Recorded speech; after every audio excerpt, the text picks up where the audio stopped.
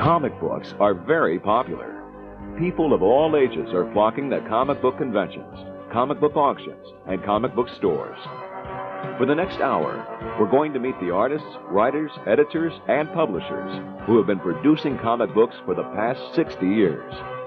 We'll take a look at the history of comic books and see how this very American art form has evolved. And we'll look at the hobby of collecting comics in this, the Overstreet World of Comic Books.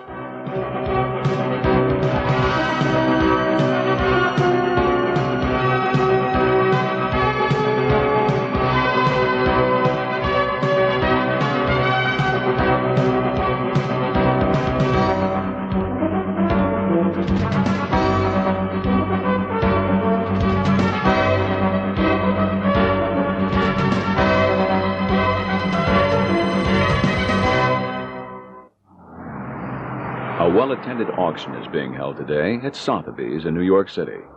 15,000, 16, 17, 18, 19, 20, 21,000. One might expect such brisk bidding on a collection of fine art or antique furniture. 24, 25, 26,000, 27,000, 28,000. But what is being sold today are comic books. 1,000, 32,000, $34,000. The telephone on my right has it at 34,000. Fair warning. Sold 34,000. A record $34,000 has just been bid for an issue of Amazing Fantasy number 15. Published in 1962, it is the first appearance of Spider-Man, one of the most famous superheroes in comic book history. Comic books are once again enjoying a revival in interest. While the popularity of comic books tends to run in cycles, the number of comics sold today is approaching the levels reached during the golden age of comic books in the 1940s. 90 million comic books sold each month. Comic book conventions are held in every major city in the country. The largest, the San Diego Comic Con, draws a crowd in the tens of thousands.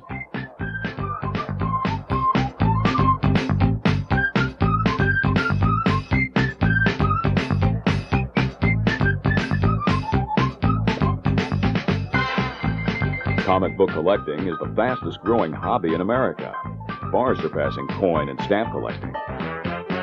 Collecting comics has become almost an obsession with some collectors. Many comics are purchased and never read, lest their value as a collectible be reduced.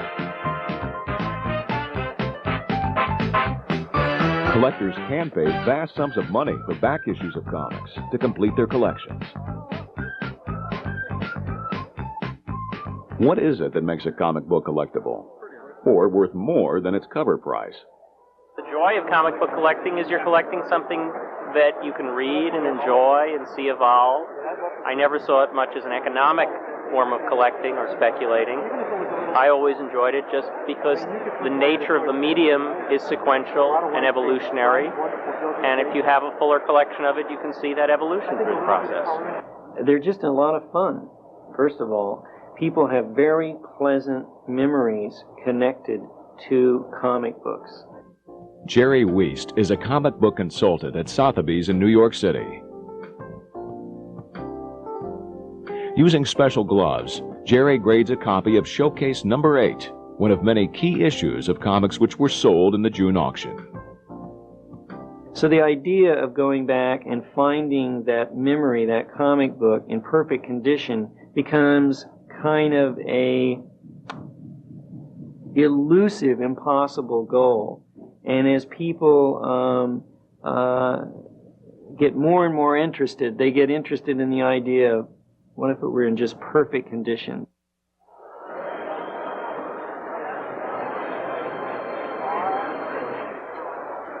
Comic books are big business. We're a direct distributor of comics to retail stores across America, in Canada, and in the United Kingdom. And we also sell to a lot of stores in Europe and Asia. Mylar retards the aging of the comic book. because as plastic, regular plastic, breaks down, it will then go ahead and adhere to the surface of the book.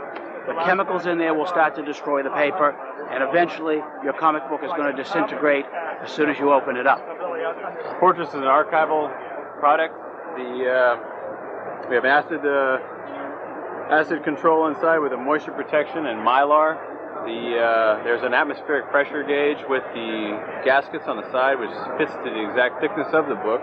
Archie is the only sanity in this large market of superheroes.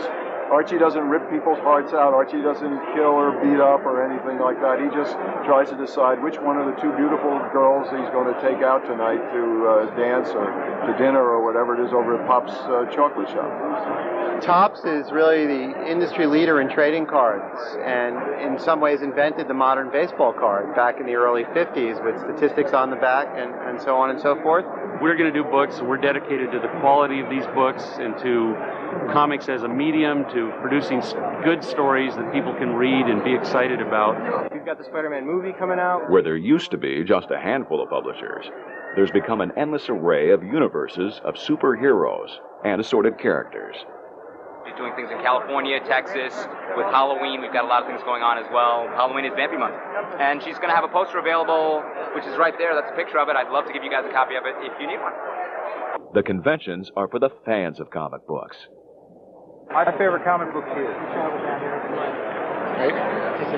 My favorite comic book is the X-Men because over the years, the writers and artists and all the other people who work on the comic put a lot into it in order to bring out the life of the characters. I guess probably my favorite comic would probably have to be Justice League because I just like the humor in it mainly. I'm not Lobo and Lobo. Captain America. DC Comics rules, man. I kind of have two categories. I collect comics that I like from when I was a kid, and then I have comics that I speculate on that I think are going to make me some money. I guess my favorite would be Spider-Man. Vampire. Probably Appleseed. I don't know why. It's a good storyline, and it's about 80 years from now. X-Men. My favorite comic book is probably Amazing Spider-Man. Yeah, some of my favorites are Conan-type publications which try to capture the natural essence of the warrior image which a lot of us trying to go for.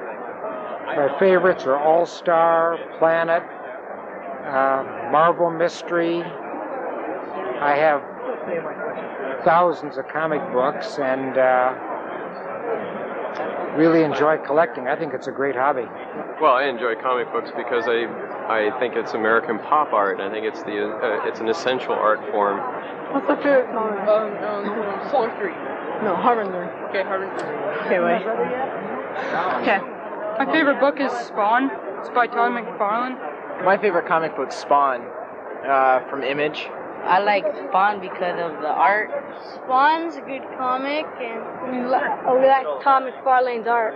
Image are the best. I have no really particular favorite. Like Spawn, Pit. Yeah, Pit. Venom. Todd McFarlane, I understand, is going to be here, and he's the creator, writer, and we're going to have a ninja artist of Spawn. My favorite comic book is Spawn because, I don't know. My favorite comic book is Spawn because mostly it talks about real life and it's kind of related to like life and stuff. If you don't collect comics, which I know a lot of people don't, that you should start. I don't read many. I read Archie, that's about it. What is this for?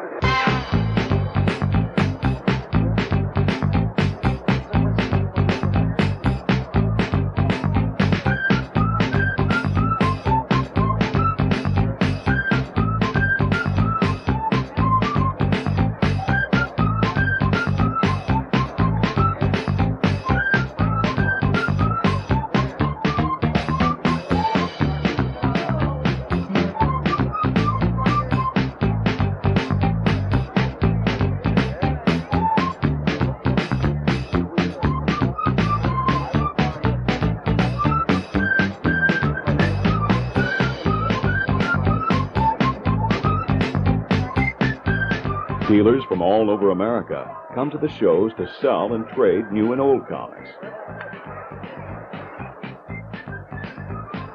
Several comic book dealers talk about their experiences selling comics. I bought and sold comics, for maybe 18 years. Well, the reason I went into dealing on the high end of the market, I felt that it was really no different than, it wasn't harder to sell a book for $5,000 than it is to sell a book for $500. In essence, it's the same sale, it's just more money. I sold a Superman 1 and a Detective 27 boat for $30,000. It's a tough job, a lot of people think you're crazy for doing it, and even crazier when they hear what some of the stuff is worth. The good old days was 1954 when I circulated a list in the schoolyard and I was selling 10-cent comics for 12 cents on a mimeographed list that I bribed the teacher to make. Today I have two of the first licensed Superman items ever made. They're both from 1940.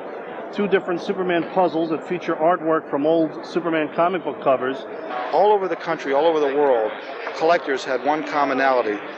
They had this inherent love for the product. And every one of us thought we were the only collector in the world. And that's why when comic stores started to come about, we created a place where they could let their hair down. The brown bag buyer who used to sneak into the 7-Eleven, get his comics and go out the door because he didn't want his friends or family to know he was a grown man buying comics, now goes into a comic store and he talks to the customers and hey, what'd you think of the latest issue of Spider-Man? And he feels normal about it because most of his friends, when he goes home, he says, gee, I collect comics. They look at him like he has two heads. In addition to the publishers, the actual creators of comic books come to the shows to promote their work and meet the fans. Whole areas are set aside for the artists and writers to meet the public and sign autographs. Murphy Anderson, DC Comics Golden Age and Silver Age artist, talks about his favorite series at DC, The Atomic Knights, featured in Strange Adventures. I enjoyed very much working on The Atomic Knights, which was an ongoing series in Strange Adventures, having to do with post-World War III, after an atomic war. And these were characters who wore suits of armor that were impervious to radiation, so they could go into highly radioactive situations wearing these suits of armor and perform their heroic deeds. One of the hottest young artists today is Joe Quesada. That's the whole theme behind Ninjak right now. It's a whole artistic theme between Art Nouveau playing against Art Deco, and I'm using it as a good versus evil kind of thing. The concept behind Ninjak is, imagine taking James Bond, Bruce Lee, and Batman and smashing them all into one person. And you pretty much get Ninjak. It's that international intrigue, spy kind of thing, with the real martial arts kind of edge and high tech weaponry, and it's a pretty basic concept, but it's got a few different twists on it. The most popular comics artist in 1993 is Todd McFarlane of Image Comics. Todd says what he likes about comic books. I found the comic books kind of gave me my youth back, and one of the things that I like about comic books is that they have a tendency to keep you young, and by hanging around the kids, you stay young. I hope that I don't actually do too many adult comic books, quote unquote, because the kids come up to you with a glow on their face and they never talk about, politics or religion, and they're always like, wow, wow, wow, and it keeps you personally happy, I think. A multitude of sessions and conferences are held at the conventions. This particular session is a reunion of artists, writers, and editors from what is known as the Golden Age of Comics, the 1940s and early 1950s. Attending the reunion are such notables as Sheldon Moldoff, artist on the Golden Age Hawkman, Batman, Flash, and Green Lantern. Murphy Anderson, artist on Adam Strange, the Silver Age Hawkman, and the Atomic Knights. Russ Heath, realistic war comics artist on such series as Sergeant Rock. Dan Barry, artist on the Gangbusters comic series and the Flash Gordon comic strip. Paul Norris, Aquaman and Jungle Jim artist. Martin Odell, creator of Green Lantern in 1940. Dick Sprang, Golden Age Superman and Batman artist. Gil Kane, artist at DC Comics on Green Lantern, Flash, and the Atom, plus Marvel Comics artist on Spider-Man, Conan, and many other titles. Vincent Sullivan, an early editor at DC Comics. He introduced Superman to the world in 1938 and Batman in 1939. Julius Schwartz, former editor at DC Comics, is considered by many to be responsible for launching what has come to be known as the Silver Age of comic books, starting with the reintroduction of Flash in 1956. Schwartz talks about his days as editor at DC. Legend has it that I started the Silver Age, only I didn't know it. Not only didn't I know it, I didn't know there was going to be a Silver Age, because the Silver Age is only a Silver Age or any other age after it's over. I was involved in the Golden Age of comics, but I didn't know I was in the Golden Age. What had happened is, after 4 or 5 years in which superheroes did not appear, except for Superman, Batman, and Wonder Woman, we, or maybe I decided, we put out Flash again, which is a comic I edited back in the 40s. Now, the lucky thing I did was not to put the same Flash out again, but to reinvent the Flash, which means everything about the Flash would be different except the fact that he had super speed. Had a new costume, we had a new origin, a new city, a new cast of characters. Everything was different except the fact he had super speed. So we tried it out in Showcase. It was a very big success, but we weren't sure. That was in Showcase number 4. A magazine, I believe, sold for a dime in those days. Now, if you have what is called a mint copy, it could be thousands of dollars, maybe as much, maybe between $10,000 and $20,000. The magazine was ready to go to press, except one thing had to be solved, determined. What number would we put on that magazine? Would it be issue number 1? Or would it be issue 105, because the previous Flash had run through 104 issues? So I went into the publisher and I said, what shall we call Flash? Number 1 and number 105. Well, nowadays, the answer would be simple. It would be issue number 1, because issue number 1 is the one magazine that sells, and follow-up issues do not sell as well. Well, strangely enough, he said, well, it's a simple. We'll call it issue 105. So I didn't understand. I said, why don't we call it issue number 1? So he said, magazines today are sold on a newsstand, and there may be hundreds lined up before a prospective buyer. Now, if that prospective buyer sees a magazine, issue number 1, or issue 105, what is he going to buy? And the answer is issue 105. Because that magazine is so good, it's lasted for 105 issues. But magazine number 1, who heard anything about it? Not all comic book collectors are individuals. Michigan State University in East Lansing has been gathering comics since the 1970s. With 80,000 issues in its stacks, it is one of the largest non-private collections in the world. This vast collection has been generated through donations from publishers and private individuals. Here, librarian Randy Scott and doctoral student Peter Coogan receive a shipment of 15 boxes of comics, the collection of a recently deceased Michigan State University alumnus. Peter Coogan talks about what a comic book is. According to Scott McCloud, who just published a book called Understanding Comics, which is the poetics of comics, as it were, he defines comics as sequential art, combinations of visual and other images in deliberate sequence. So a comic book would be a collection of these. This is something that's American, because in other countries, they take different forms. So the specific comic books that we have over there in the collection, are a major significant part of American culture. And I think that our collection here says that they're being recognized as such. The study of comic books as popular culture has gained wide acceptance in academia. Conferences on popular culture, including the study of comic books, are commonplace. This is more or less... This particular paper, given by Dan Shoemaker of Bowling Green State University, looks at the personality of the comic book hero, Spider-Man. He's distraught at the realization. Created by Stan Lee and Steve Ditko in 1962, Spider-Man is one of the most popular comic book heroes ever created. Stan Lee talks about how he got the idea for Spider-Man. There had been a pulp magazine a million years ago. I read it when I was 10 years old, and it was called The Spider.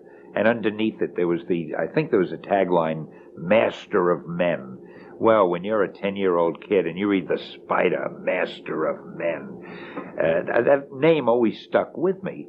And he was just a detective who nobody knew who he was. I'm not sure, he wore a Spider-Man ring, a ring with the imprint of a spider, and when he'd punch somebody, it would leave a little mark of a spider. That was it. So when I was looking for a name, I thought I wanted a guy who could crawl on walls like an insect. However, I got the idea, I don't know. And I was looking for a name for him. So I figured, well, Mosquito Man? Nah, that doesn't sound dramatic. Insect Man? Nah. Spider-Man? And then I remembered that old pulp book and how much the name had impressed me. And I figured, hey, why... First I thought of the spider. And then I thought, nah, I think I hate taking anything somebody else did, even though it was a name from a million years ago. Then I thought, why not Spider-Man? Then I got and I love that. I became afraid it would sound like Superman, so that's why I put the hyphen in between the spider and the man, so it wouldn't look the same. And it drives me crazy. Today, so many people write it without the hyphen, and I find that very upsetting. What we know today as the comic book made its first appearance in 1933. Funnies on Parade was a collection of Sunday newspaper funnies compiled by Max Gaines to be used as a giveaway premium by the Procter & Gamble Company. It was such a success that Max repeated the enterprise in 1934, calling the comic book Famous Funnies, which sold for a dime on the newsstands. Years later, it would be Max's son, William Gaines, who would revolutionize comic books through his publishing company, EC Comics, and subsequently, Mad Magazine. In 1937, Pulp publisher Harry Donenfeld took control of Nicholson Publishing and made history. He launched Detective Comics. Drawing from the comic book's initials, the company would come to be called DC Comics and would retain that name forever. That first issue was edited by Vincent Sullivan, who also drew the cover. The following year, it would be Sullivan who would introduce to the world a comic character and a comic book that would launch what would come to be known as the Golden Age of Comics. In June 1938, Action Comics #1 appeared, and Superman was born. Created by Joe Shuster and Jerry Siegel, Superman was an instant success, appearing in his own comic in 1939. Sullivan introduced still another famous character in Detective Comics #27, Batman, the Caped Crusader. Superheroes flourished at DC Comics. Max Gaines collaborated with DC to introduce All-Star Comics in 1940, creating such legendary characters as Flash, Hawkman, Green Lantern, and Wonder Woman. The success of DC spawned a host of competing publishers. Most notable was the introduction of Captain Marvel in Whiz Comics, produced by Fawcett Publications. So similar was Captain Marvel to Superman that DC Comics promptly sued Fawcett for infringement of copyright.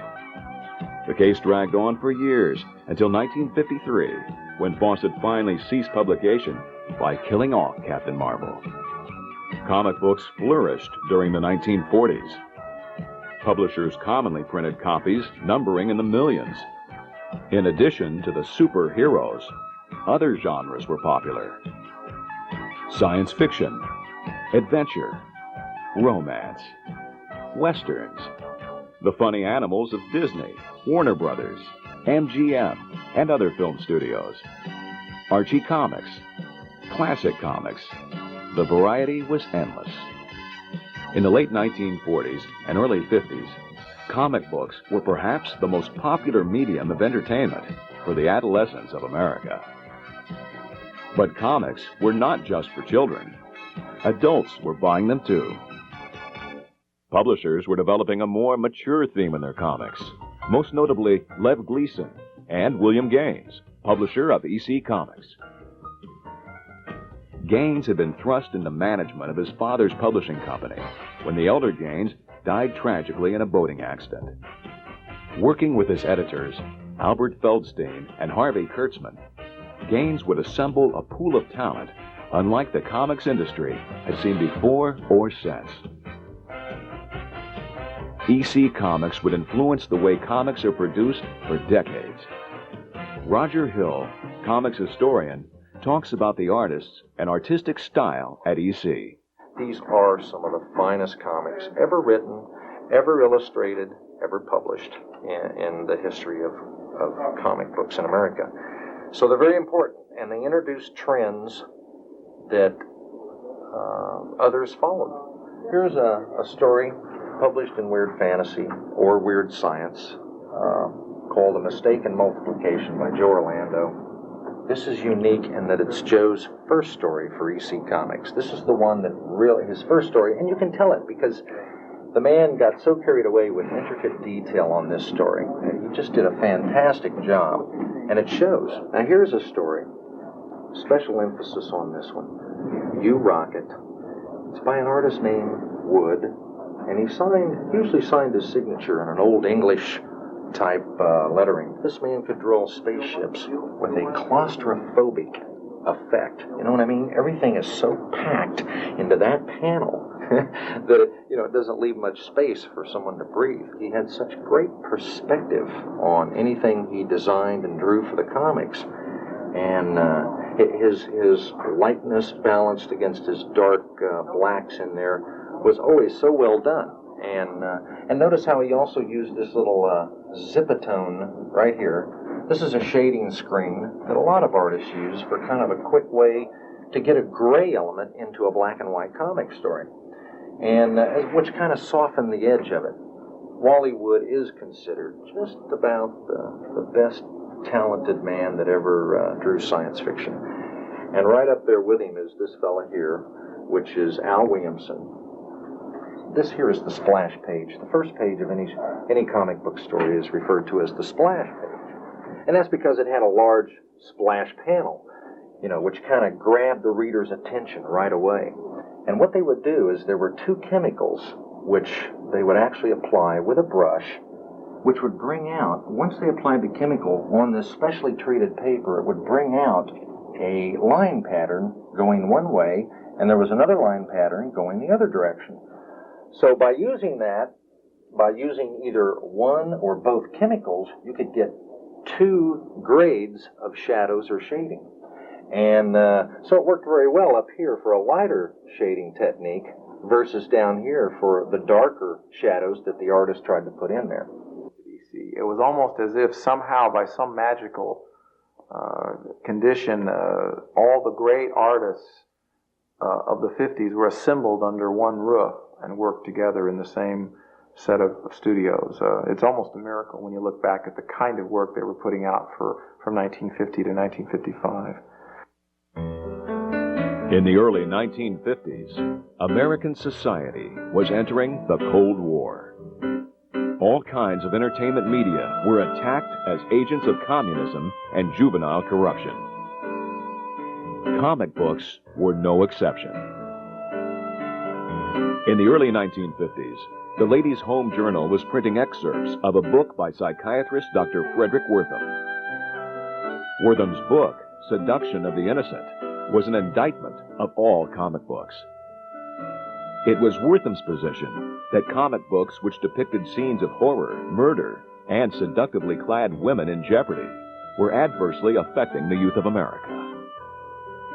Citing examples from specific comic books, mostly EC titles, and taken out of context, Wortham made a case that the medium had gone too far in its portrayal of crimes of murder and mayhem. In 1954, the Senate Subcommittee on Crime and Juvenile Delinquency held hearings in an effort to determine if comic books had a detrimental effect on America's youth. Wortham's prime target, EC Comics, was mercilessly depicted as the villain. Roger Hill, comic book historian, cites an example of EC Comics artwork referred to in the hearings. And it turned out to be one of the goriest stories ever drawn for American comics. It's a story titled Foul Play. It's a baseball gag story by Jack Davis. It involved a player on this team here. And anyway, this player was a really rotten guy, you know. The gist of the story is they dismember this man, and they use his head for a baseball, a leg for a bat. The umpire is brushing off the home plate up here with a scalp. This was one of the extreme examples that this doctor went on to cite when he wrote his book titled Seduction of the Innocent. It was a prime example of how comic publishers could get carried away. The artist of Foul Play, Jack Davis, went on to become one of America's leading popular illustrators, famous for drawing many covers of TV Guide magazine. EC's publisher, William Gaines, volunteered to appear before the committee to defend comic books and the comics industry, something few other publishers were willing to do. My name is William Gaines, and I am the publisher of the Entertaining Comics Group. I was the first publisher in these United States to publish horror comics. I'm responsible. I started them. It would be just as difficult to explain the harmless thrill of a horror story to a Dr. Wortham as it would be to explain the sublimity of love to a frigid old maid. What are we afraid of? Are we afraid of our own children? Do we forget that they are citizens too and entitled to the essential freedom to read? Or do we think our children so evil, so vicious, so simple-minded that it takes but a comic magazine story of murder to set them to murder, of robbery to set them to robbery? The results of the hearings were inconclusive, but the effects were clear. Publishing companies got out of the comic book industry en masse. The few who remained established a self-censoring board that would regulate what could and could not be depicted in comics. The Comics Code Authority was established. Among its many rules, specific use of such words as horror, terror, and crime in comic titles was banned. EC Comics was to be the scapegoat. Gaines ceased publication of the most creative line of comics in history. In order to avoid the Code Authority, Gaines changed Mad Comics to Mad Magazine, and Mad continues today, nearly 40 years later, as one of the most popular satire magazines in the country. Not all publishers subscribed to the code. The Gilbert & Company's line of classic comics were the best example of how comic books could be elevated to the level of classic literature. Although generally frowned on by English teachers, the Classics Illustrated series nonetheless introduced generations of adolescents to the great works of literature which they probably would not have read otherwise. Another line of comics which did not subscribe to the code was Dell Comics. Known for featuring humorous, funny character types of stories, Dell Comics had their own pledge to parents to eliminate entirely objectionable material. Dell Comics are good comics was their credo and constant goal. Dell Comics invested heavily into the movie studio's cartoon characters, Bugs Bunny and Daffy Duck from Warner Brothers, Tom and Jerry from MGM, Yogi Bear and Huckleberry Hound from Hanna-Barbera, Woody Woodpecker and Oswald the Rabbit from Walter Lantz, and Mickey Mouse and Donald Duck from Walt Disney. The Walt Disney comic characters were many and varied. Possibly the most popular title in the Dell line was the long-running series, Walt Disney's Comics and Stories. Started in 1940 as a collection of Donald Duck comic strips, it developed into a showcase of the talents of one man who would create literally hundreds of Donald Duck stories over 3 decades that would elevate the medium to a level of fine art and great literature. That man was Karl Barks. 30,000, 32,500, 35,000, 37,500, 40,000 the book, 42,500, 45,000. Being sold as an oil painting depicting 5 ducks playing in a pile of gold and jewels. The painting is by Karl Barks. 67,500, 70,000 order bid, 72,500, 100,000. At $100,000 in advance, 100,000, fair warning, sold 100,000, number 68.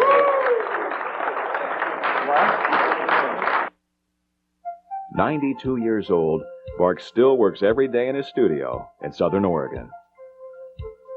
He is completing another in a long series of oil paintings depicting the Disney ducks.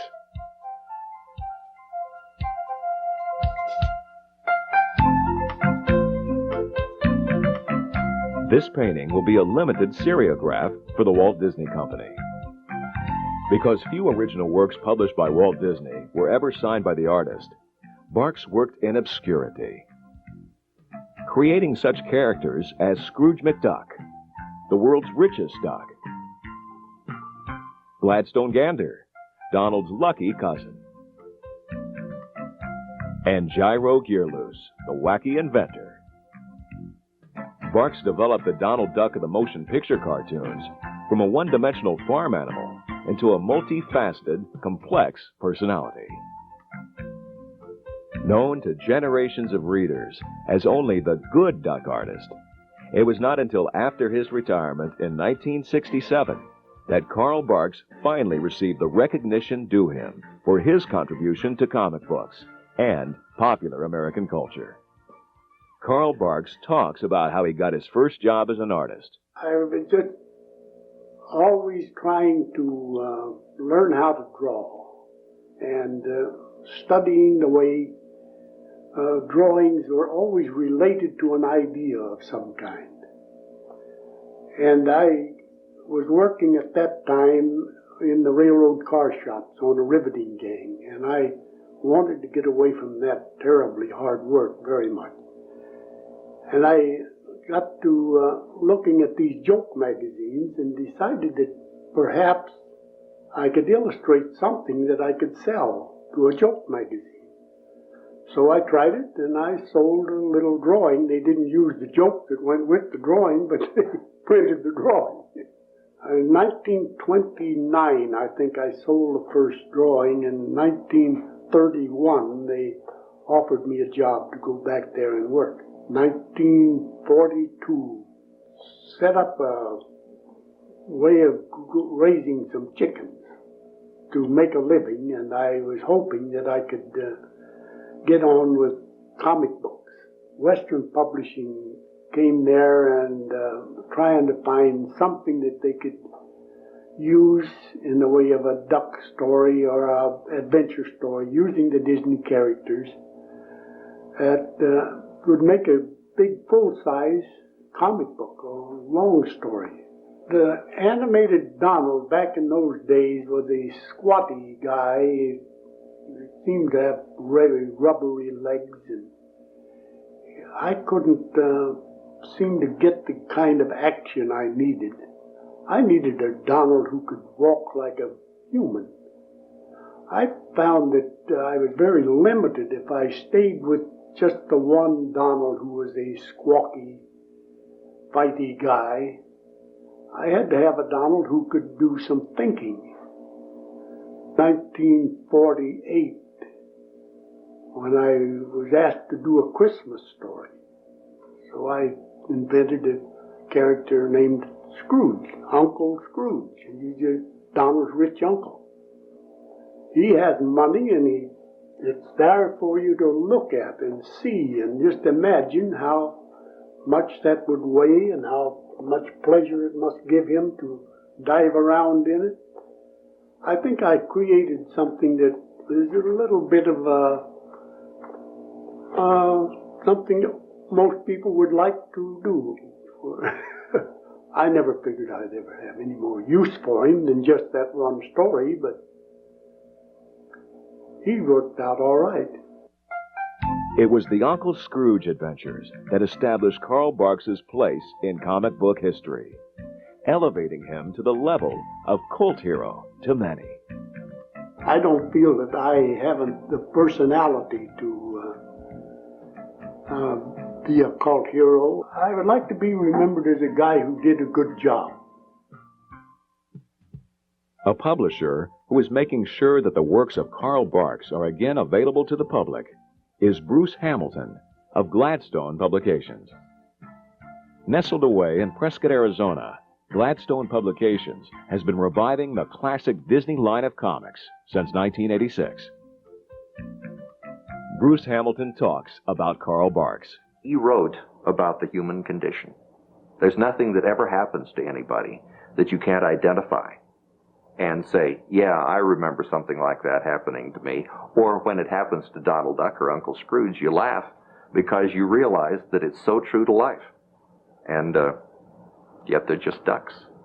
When Donald Duck was rationalizing about returning a reward that he had unjustly and incorrectly gotten, he was standing around and going through all of the mannerisms that a person would do if they were rationalizing.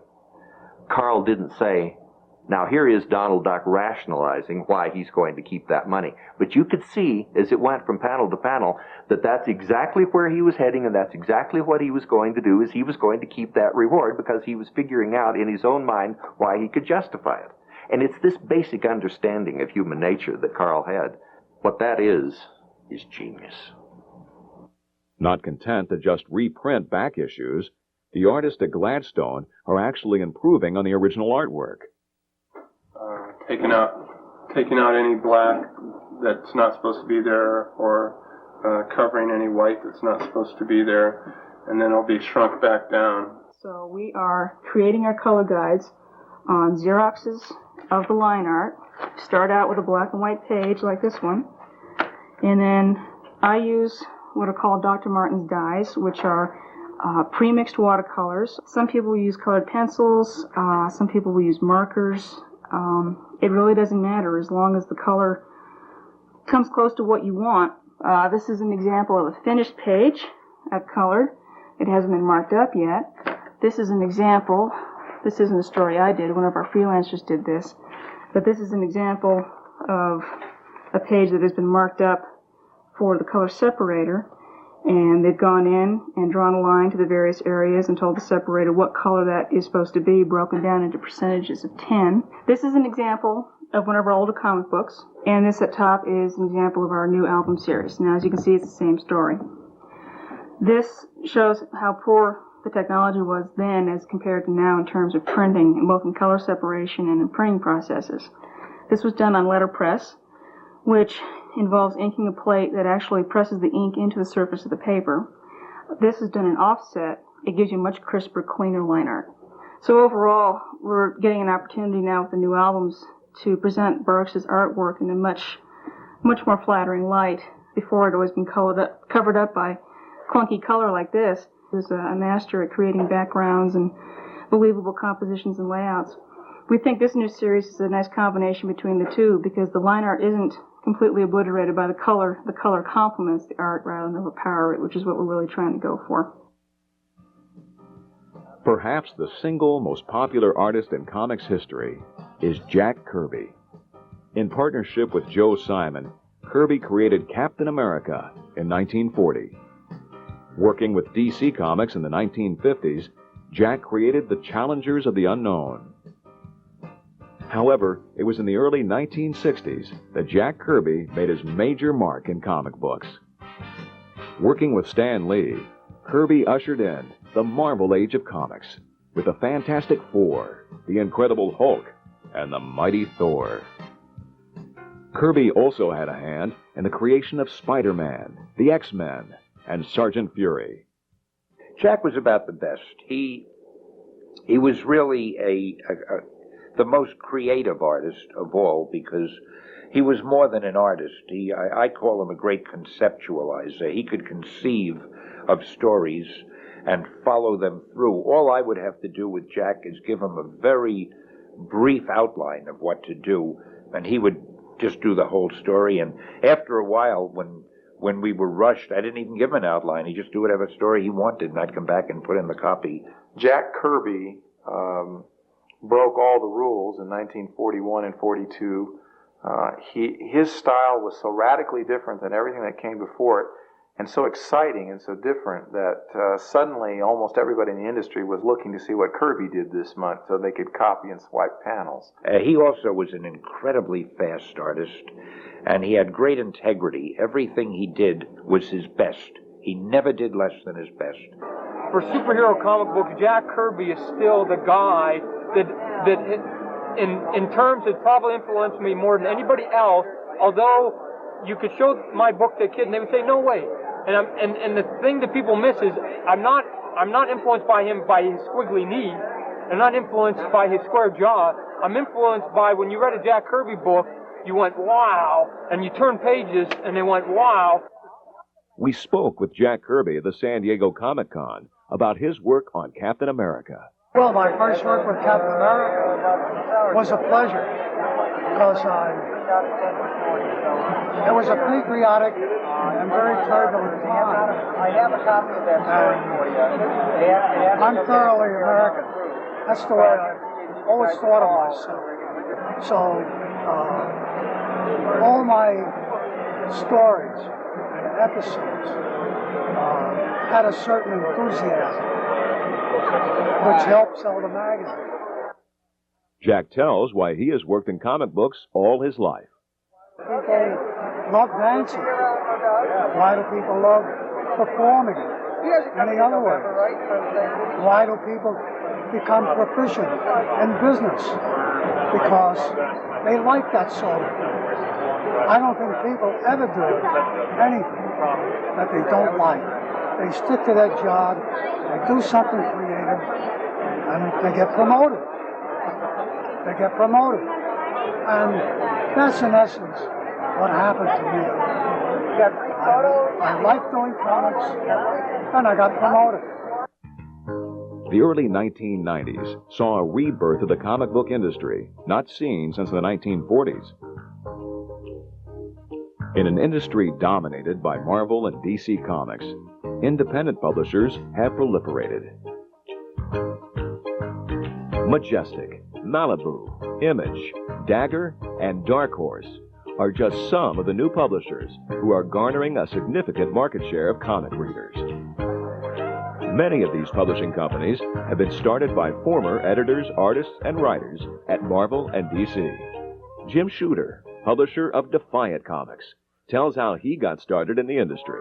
When you're 13 years old, you can't get a job in a factory. So I started thinking creatively about how I could earn money, and was a big comics fan and thought I could do this. So I wrote a script and I sent it to DC Comics, and it was a Superboy script. And everybody but me was surprised when I got a check in the mail, and I said, yeah, I meant that, and they kept using me, and I worked my way through high school working for DC Comics. Image Comics publishes the most popular comic book in 1993, Spawn. Created by Todd McFarlane, Spawn is the perfect example of the artistic revolution comic books have undergone in the 1990s. In many cases, the art is actually more important, more dynamic, more alive than the story itself.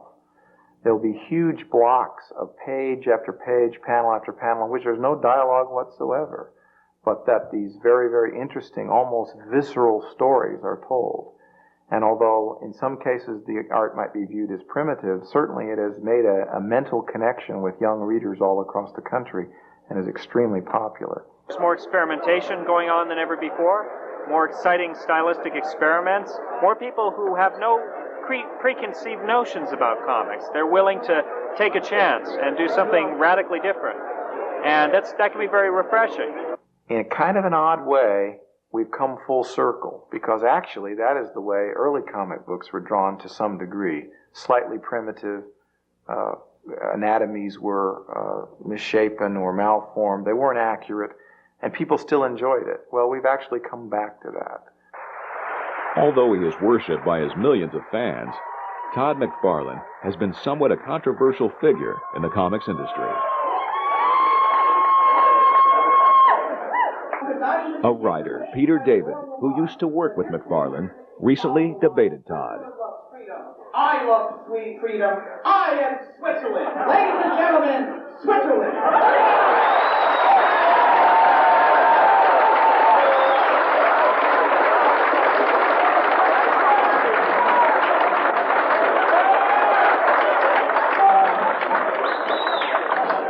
He's good. I'm telling you right now, I've been in this business now for almost 10 years. I am doing exactly what I set out to do. When I broke into comic books when I was 23 years old, I said I want to get in because I like superhero comics and I want to have a hell of a time. And you know what? I still do superhero comics and I'm still having a hell of a time. And you know what the problem is? The problem is that we as an industry have forgotten to laugh at ourselves. We're concerned about market shares. There's an explosion. There's a glut of stuff out there. We've got stock markets to answer to. We've got so many things to answer out there that people are not laughing at themselves anymore. If I've got to be the example out there, guys, if I got to stand out here and tell you guys, we got to keep laughing, and if you still don't get it, you know what? The kids are getting it because the kids are laughing along with me. Todd talks about the challenges of working in the comics industry. I would say the greatest personal challenge is trying to strive for success and straddling on being either too much of a young audience in your work or too much of an old audience. I find if you get a little bit too simple, then all of a sudden the people that are 16 to 18 have a tendency to go, wow, it's just another superhero book and we won't look at it. If you get a little bit too sophisticated, not saying that I could, but if you do, then books like Sandman and stuff that are brilliant books have a tendency to turn off the 8 to 12-year-old kids. So somewhere along the line I have to straddle that fence going, the storytelling has to be clear enough and there has to be enough good, cool concepts for the 12-year-old, but I have to present it in a flashy, designy, graphic way with a bit of an edge so that the 18 and over crowd can still grasp something from it and get a wide audience. I think that any mark that I've made is the whole of what I've done is better than the individual parts. That there's a lot of people I think that outdraw me, outwrite me, outthink me, outpencil me and do a lot of things. But I think when I put a package together and the way that I use my personality to try and sell it and the way that I market it and the way that I try to buck the system a little bit, all those components somehow make people pay attention. And basically all I'm looking for is to give people another option. That the one thing that I am always striving for, that I always fight against corporate America, is that there's a beginning and there's an end, but I see that there's 20 paths to get there, and we've really only gone down 2 or 3. And so every time somebody tries to take another path, I think that people start to pay attention. Again, the fear of the unknown, you get a lot of people that say, go, go, go, and a lot of people that say, no, Todd, that's wrong, you shouldn't be bucking the system, be a good little boy. So if I've made any mark, I don't think that it's so much now artistically. I think it's just in trying to stand up and have a passion for comic books and have a passion for your belief in the comic book system. Comic book collecting is the fastest growing hobby in America. A pioneer in comic collecting is Robert M. Overstreet. Since 1970, Overstreet Publications has been producing the Overstreet Comic Book Price Guide, considered by serious collectors as the definitive price guide. I was buying comic books through the mail and paying a premium price for them in the 50s. And then all through the 60s, when Spider-Man appeared in 1962, and Marvel got the comic book market heated up with their new exciting titles, which started the whole comic book movement in the 60s, and comic books were just on fire all through the 60s. Old comic books became very valuable and highly sought after, and they were very rare. There was not that much publicity, and many of the old-time collections were still in attics. And so comic books were very hard to come by all through the 60s. And it was during this time that the need for a price guide became more and more evident. And so in 1970, I published the price guide. I didn't know if it would ever happen, but I thought it'd really be neat if there was a price guide on comic books that people eagerly awaited publication every year, just like in the coin market in the 50s. And it's ironic that after all these years, it has actually occurred. It's a dream that has become true. In addition to the price guide, Overstreet Publications recently introduced the Overstreet Comic Book Grading Guide.